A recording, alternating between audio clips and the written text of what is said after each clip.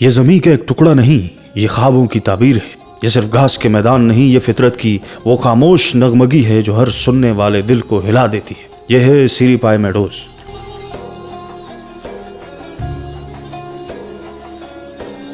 کاغان کے دل میں چھپی یہ وادی شوگراں سے بل کھاتی پگ ڈھنڈیوں، سنسان جنگلوں اور بادلوں میں لپٹے راستوں کے بعد ملتی ہے۔ چاروں طرف سبزہ ہی سبزہ، جیسے کسی مصور نے اپنی دل کی گہرائیوں سے رنگ برسائے۔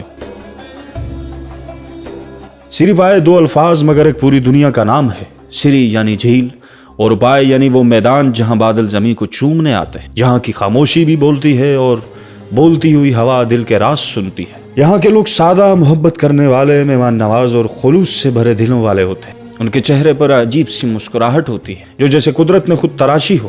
یہ لوگ گجر، سید، آوان اور دیگر مقامی قبیلے کئی نسلوں سے ان پہاڑوں کے ساتھ جیتے آئے ہیں۔ ان کی زبانوں میں ہند کو، گوجری اور پشتو کے رنگ ملتے ہیں اور دل میں پاکستان کی مٹی کی خوشبو۔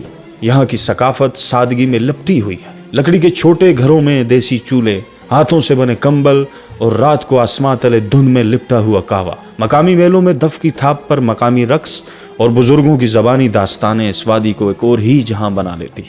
سیری پائے میڈوز کی جھیل جو برف کے پانی سے بری ہوتی ہے، سورج کی پہلی کرن پر سونے جیسی لگتی ہے۔ ارد گرد کے میدان ایسے ہیں جیسے قدرت نے سبز مخمل بچھا دی ہو۔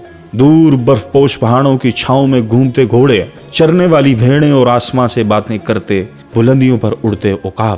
یہاں کا سورج دھیما ہوتا ہے اور رات کا اندھیرا روشن۔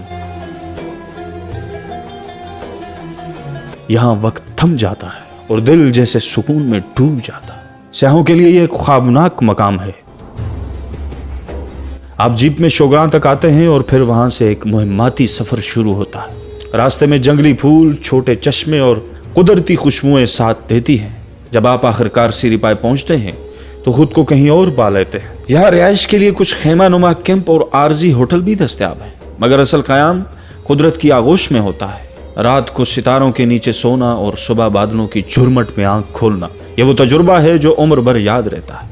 یہ وادی صرف ایک جگہ نہیں، ایک احساس ہے جہاں دل ہلکے ہو جاتے ہیں، آنکھیں نم اور روح شکر گزار۔ یہاں آ کر انسان کو اپنے رب کی عظمت کا اندازہ ہوتا ہے۔ سیری پائے ایک کہانی ہے، خاموش مگر بولتی ہوئی، جہاں پر گھاس کی پتی، ہر پہاڑ کی چوٹی، ہر بادل کا سایہ آپ کو یہ کہتا ہے، زندگی اصل میں یہی ہے۔